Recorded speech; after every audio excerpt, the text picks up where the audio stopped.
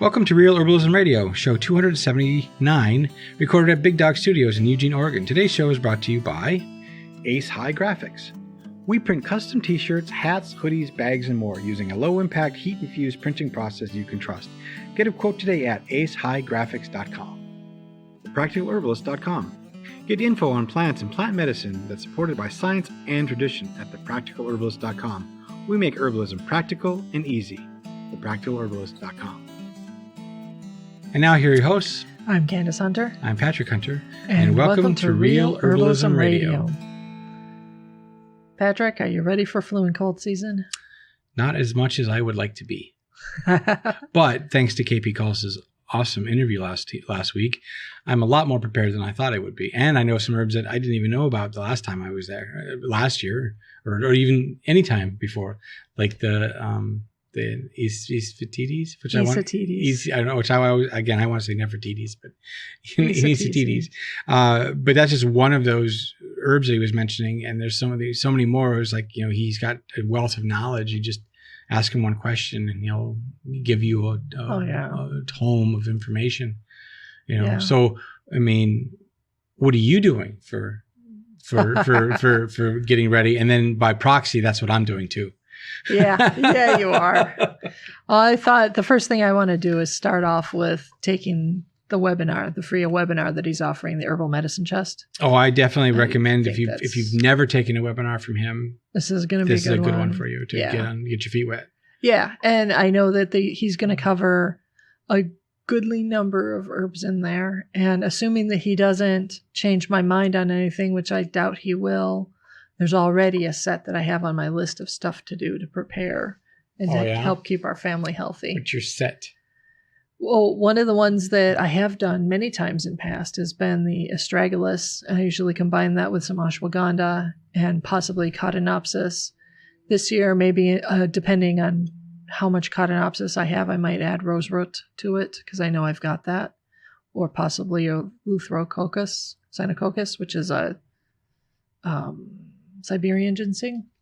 Okay. So, but all of those are kind of about energy boosting and helping to support your immune system in general. So I'll probably do that, make that tea daily. I didn't do it so much last year because we were all in lockdown and, cold and flu were not really even on my radar. Yeah. That was it was one of those things where here we have this middle of this pandemic, and I don't recall getting sick last year. No, and most people didn't. I mean, there's a large number of people who obviously got COVID and all of that. Yes, obviously. But most of the people that I know personally didn't even have a sniffle. And so even if I did go to the grocery store, we were all wearing masks. I wasn't very worried about picking up cold and flu germs from others. This year, however, with everybody in our area no longer wearing masks, and not, unless something, God forbid, changes and we're suddenly in lockdown again, I expect that we're going to have the same level of openness of sharing of germs that we've had in past. Well, even through the summer, people were getting summer colds because they were suddenly around other people and they weren't masking up. Yeah. And although the COVID vaccine is good for COVID, it doesn't stop the common cold. It doesn't stop the common cold. And there's a lot of other viruses out there that have just been hanging around dormant, waiting for us all to return to gathering, socializing, and swapping germs. Yeah. Yeah. I wonder if it'll be as bad a year this year as in the past, because we had that break and it couldn't keep carried on. We couldn't move around. You know what I mean? Oh, those viruses are pretty hardy and pretty good at like laying dormant. So my guess is it'll be the flus and colds will be just as bad. The only real question is, will we have as many? Because some people might still mask up when they aren't feeling 100%. And some people might, actually keep washing their hands. Mm-hmm.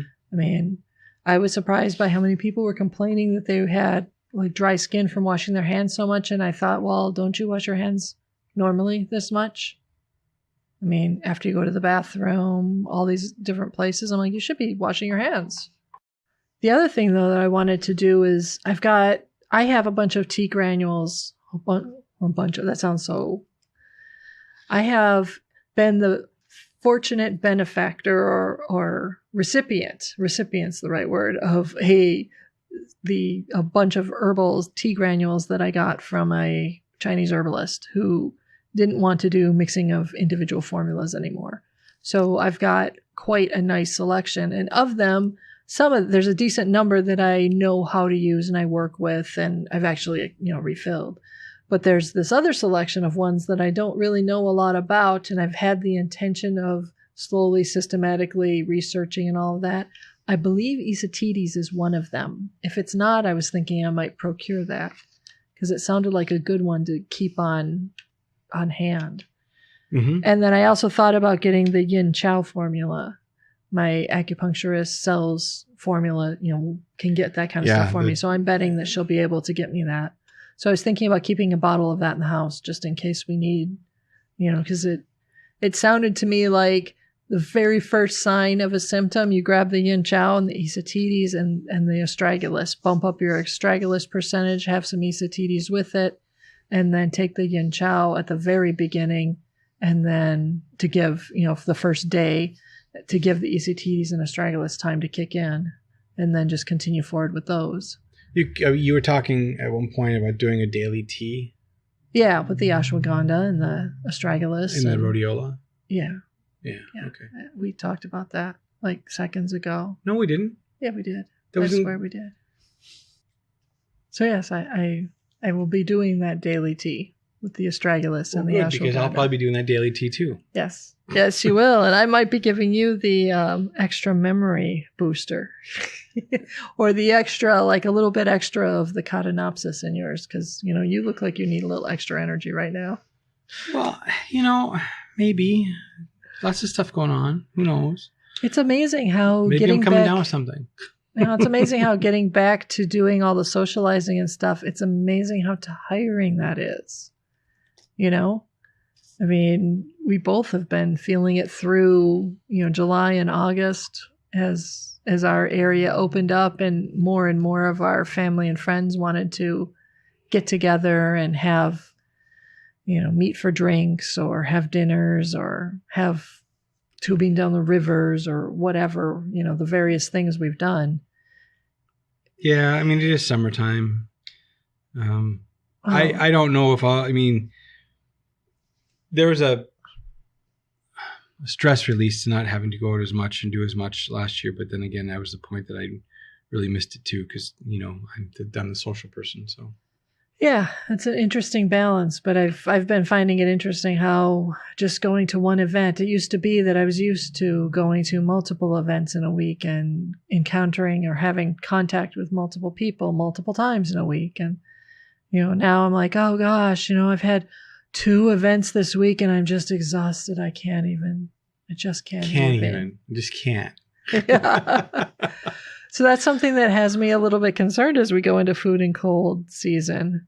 And I've been thinking about, well, how can I help boost the general overall health for myself and the family?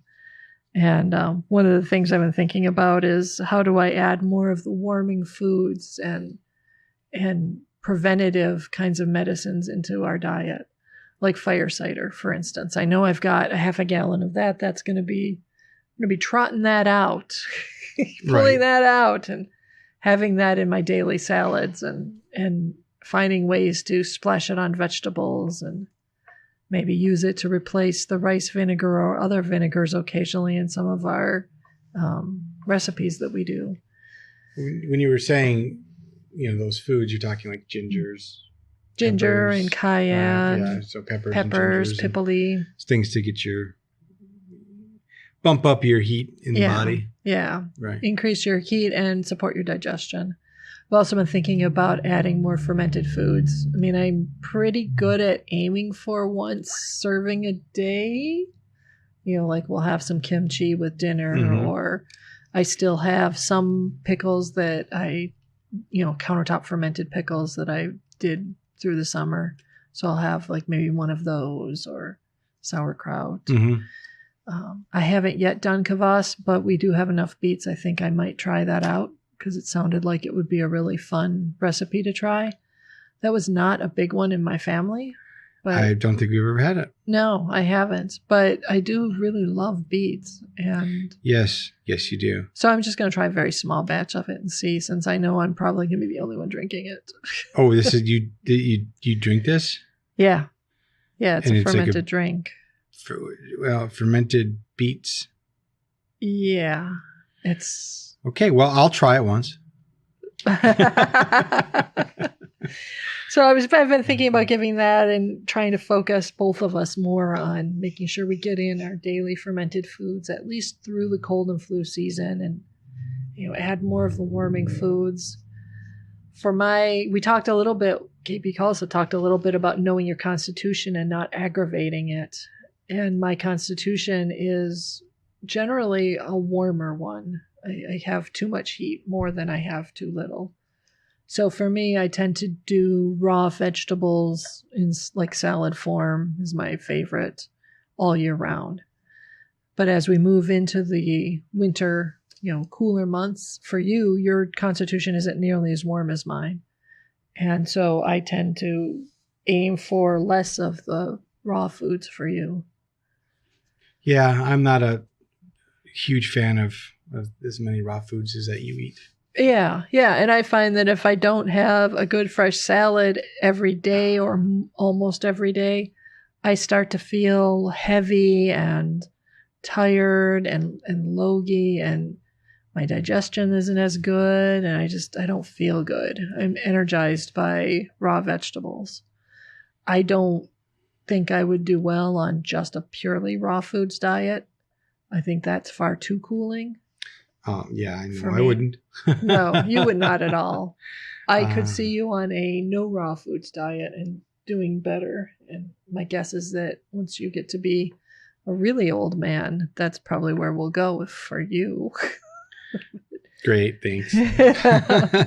But that's 20 or 30 years from now.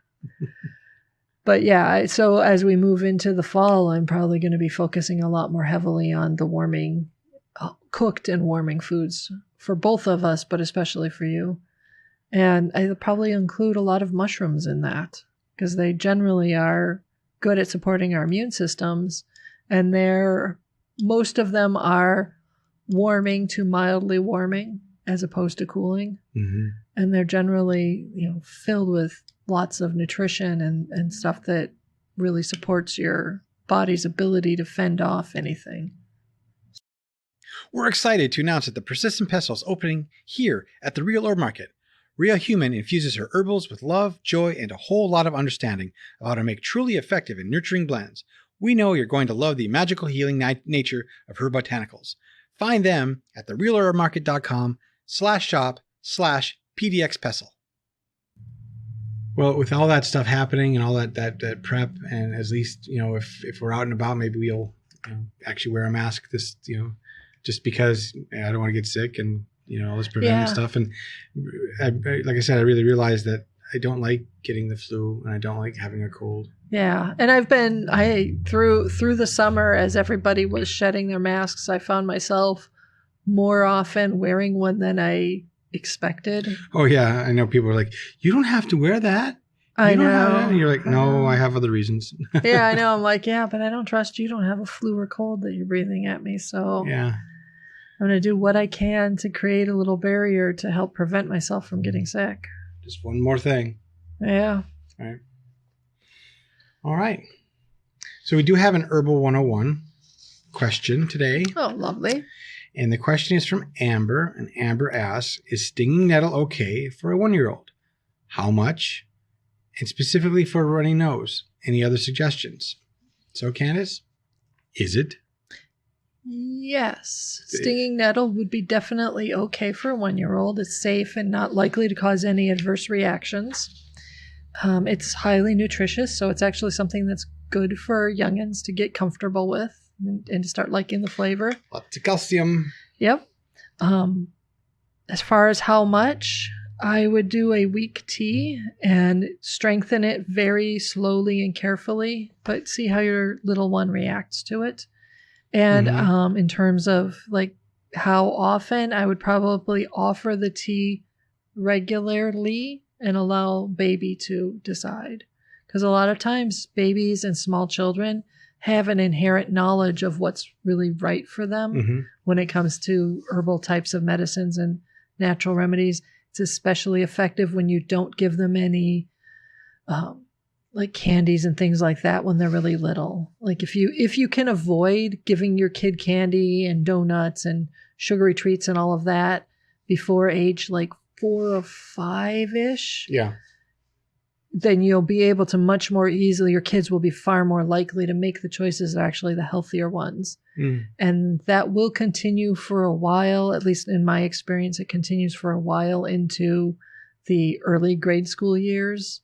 There is a point at which no matter how healthy you try to make it for them, they are going to choose what you don't want them to choose. And they'll stay in that place for a lot longer than you want them to. But for the little ones, some other herbs, what you're looking for to help deal with a runny nose specifically is herbs that are astringent. Chamomile is like on the top of my list for little ones, and I'd probably actually go there before I even deal with the nettle, because chamomile is generally soothing to the stomach and digestive system, and a lot of times runny nose is accompanied by upset digestive system in little kids. Right. It is for the rest of us too, but kids are far more sensitive. Little ones, especially when you're looking at the, toddler or just pre-toddler years, like a 1-year-old. Chamomile is an excellent soothing and often very easy for them to take because they like the flavor. It's a gentle flavor. I might also consider some Mullen tea. Mullen? Yes, Mullen. Mullen or yarrow if you're really having problems with, like if the runny nose is really bad, I might add a little bit of yarrow to my chamomile. I might try it on its own, but yarrow on its own doesn't have such an easy to take flavor. I might consider combining it with lemon balm. That's another one that's a really good general tea for kids. And spearmint. Spearmint has less of the astringency than like the chamomile or the nettle or the yarrow especially, but it has enough and it's good for the digestion and it's easy to take. The other one you might want to consider is making a lavender infusion. So this is not an essential oil. I want to underscore that, not an essential oil. We're talking about an infusion here, and then adding that to a humidifier in the room. Okay. And the reason I suggest that is that there will be a tiny amount of essential oil of lavender that is disseminated through the humidifier, but also the other properties that aren't specifically essential oils. All of that is good at fighting off flu, cold, germs in general, and soothing the temperament as well as the musculature in anybody who's inhaling it. So that might help make your baby ease the area. I do not recommend lavender essential oil with infants or very small children. Pretty much I don't recommend too many essential oils with really small children. You kind of have to test it out and be careful. Kids are much more sensitive. Little ones are much more sensitive to essential oils than grown-ups. They don't have the buffer. Right, exactly. All right. So, well, it's quite the list of substitutes, and it's good to know that nettle can be used. By all means, remember, always be careful in anything that you're doing. Start slow and work up. Yeah. Good luck, Amber. All right. Well, anything else today? I think we've got a lot to do to prepare for flu and cold season, so we just got to get on it. All right. So with that, then, put an herb on it.